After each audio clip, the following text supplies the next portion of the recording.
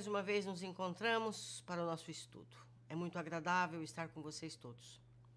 Estamos estudando os Mensageiros, obra de André Luiz, através de Francisco Cândido Xavier. Hoje vamos ler o capítulo 13.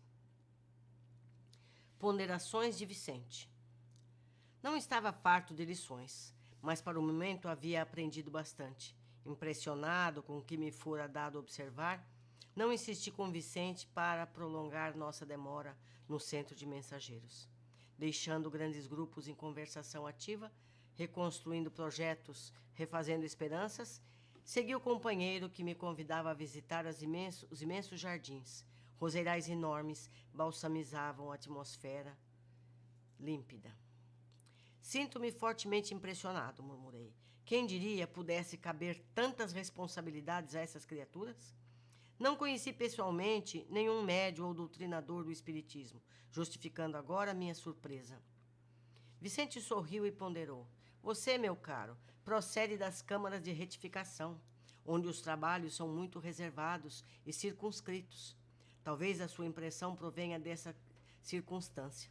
Verá, porém, com o tempo, que existem aqui locais de conversações dessa natureza, referentes a todas as oportunidades perdidas.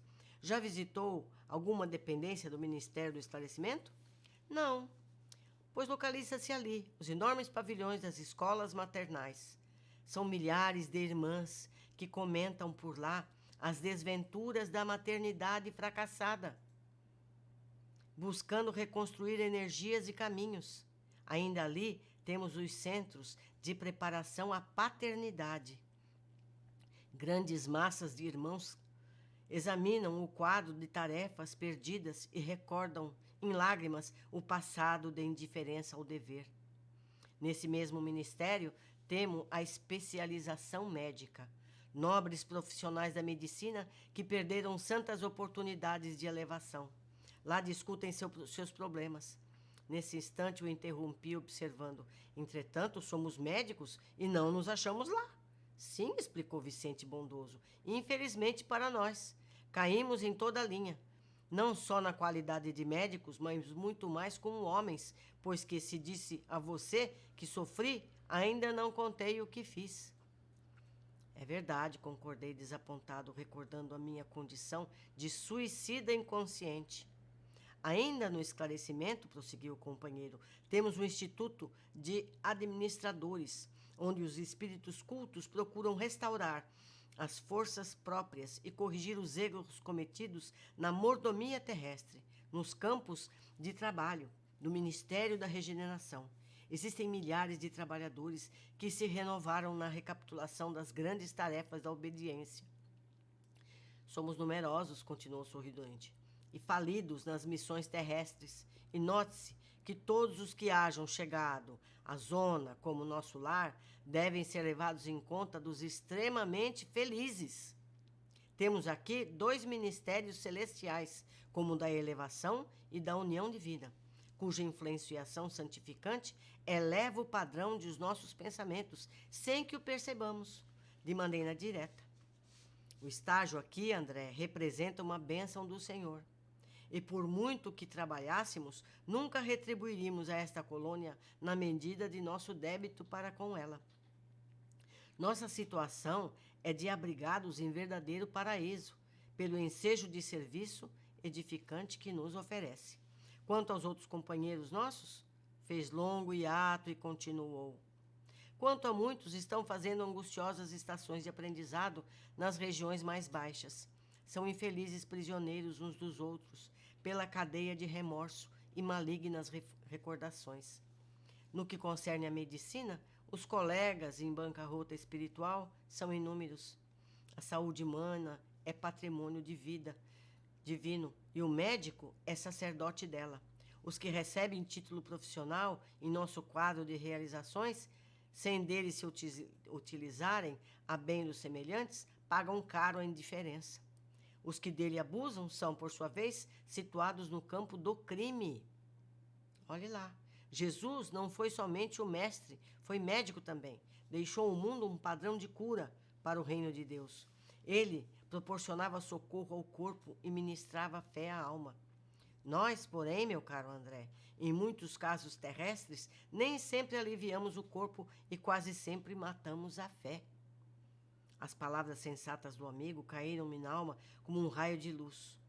Tudo era verdade, simples e bela.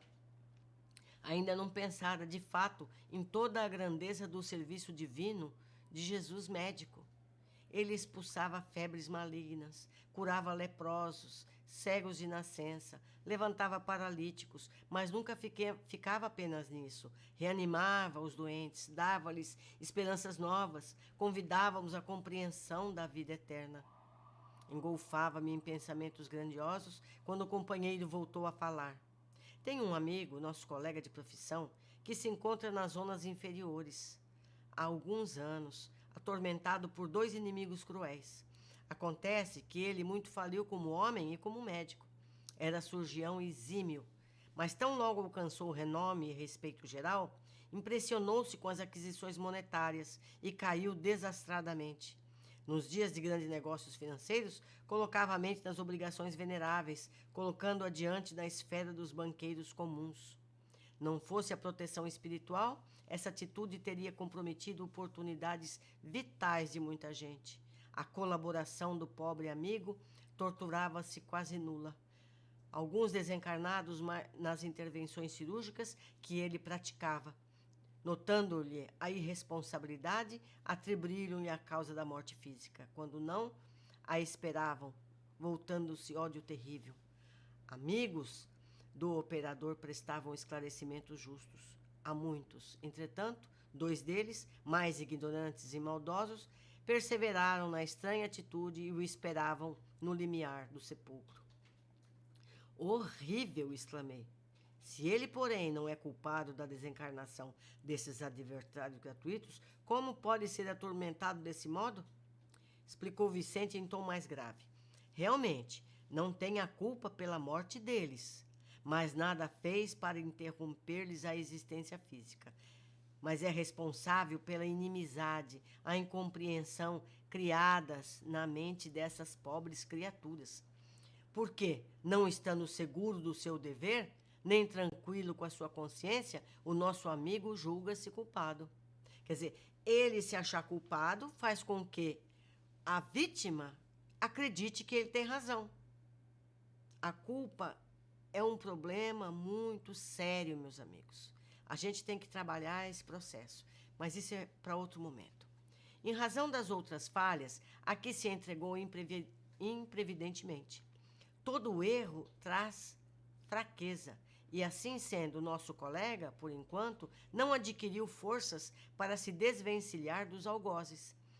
Perante a justiça divina, portanto, ele não resgata crimes inexistentes, mas repara certas faltas graves e aprende a conhecer-se a si mesmo, a entender as obrigações nobres e praticá-las compreendendo, por fim, a felicidade dos que sabem ser úteis com segurança de fé em Deus e em si mesmos. A noção do dever bem cumprido, André, ainda que todos os homens permaneçam contra nós, é uma luz firme para o dia e abençoado travesseiro para a noite. O nosso colega, tendo abusado da profissão, entrou em dolorosa prova. Ah, sim, exclamei, agora compreendo. Onde existia uma falta, pode haver muitas perturbações. Onde apagamos a luz, podemos cair em qualquer precipício. Justamente. Calou-se o amigo andando muito tempo ao meu lado, como se estivesse surpreendido. Como eu, defrontando as avenidas de rosas. Depois de longas meditações, convidou-me fraternalmente. Regressemos ao nosso núcleo. Creio devamos ouvir Aniceto ainda hoje, referentemente ao serviço comum. Que coisa, hein, meus amigos? Quantas elucidações. Quer dizer, então, que a culpa faz com que a gente atraia problemas graves que temos que ajustar através de outras situações. Então, a gente precisa ser seguro no que faz e procurar não sentir culpa. Se a gente fez alguma coisa equivocada, é corrigir o erro na medida do possível. Se não possível, ao menos pedir desculpas, tentar fazer o melhor.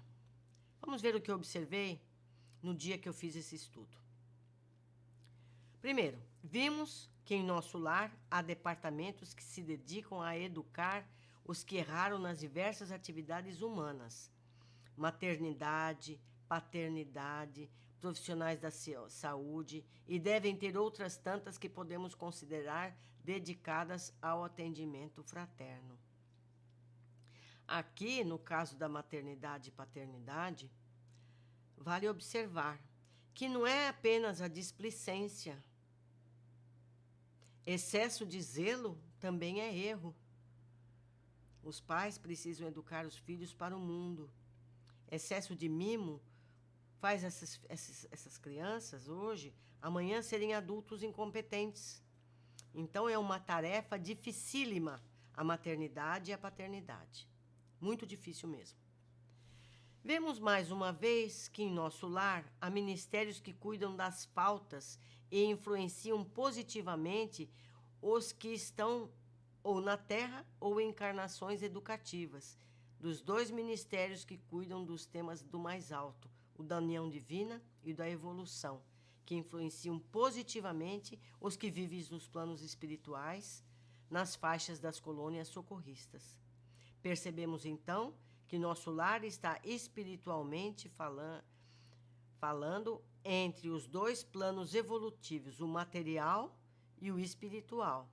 Quer dizer, o nosso lar, ele faz a ponte de ligação entre nós que estamos aqui encarnados e o plano ainda mais alto que nosso lar. 3. Vicente afirma ser uma bênção estar abrigado em nosso lar. O trabalho feito é pouco perto das possibilidades de amparo e esclarecimento disponíveis ali. E vai além, nas entrelinhas, pois há os que não conseguem ali estarem por várias razões. Vicente continua e cita os médicos que devem cumprir deveres sagrados para com a saúde, por ser um patrimônio divido. As faltas derivadas do mau uso dos dons é gravíssimo. São classificados como crime. Temos exemplos de profissionais da saúde que atuam em benefício próprio, defendendo práticas que os enriquecem, em vez de levar a cura ou o alívio aos pacientes. Todos conhecemos casos desse tipo. 5º, citando Jesus como mestre médico, cuidando da alma e do corpo, compara com os médicos da terra, que muitas vezes, além de não curarem o corpo, ainda anulam a fé das almas. Só a ciência, só a ciência. Fazem pouco, muitas vezes, quando o paciente procura um atendimento espiritual, fazer uma novena, fazer qualquer coisa em relação ao espírito. Isso é muito sério. Felizmente, atualmente, algumas faculdades de medicina já estão ministrando aulas para o entendimento espiritual da medicina, para respeitar a fé dos pacientes e tudo mais. 6. Vicente cita o caso do médico relapso que está no umbral e perseguido por adversários. André questiona a situação, dizendo que o médico não teve culpa da morte dos dois.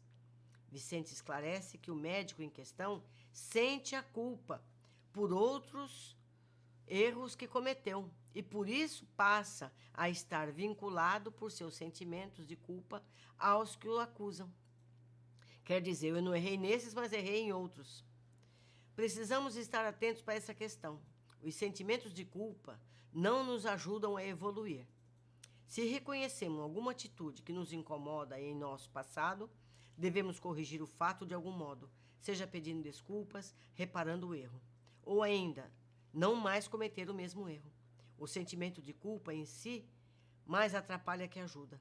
Martirizar-se não ajuda ninguém e ainda entrava o progresso. Terminamos aqui mais um capítulo, com grande alegria. Prazer em estar com vocês neste momento, esperando ansiosas pelos comentários. Um capítulo desse, certamente eu deixei passar muita coisa. Seria ótimo se vocês me esclarecessem a respeito, fazendo anotações aí embaixo. Um abraço muito querido, até o nosso próximo encontro.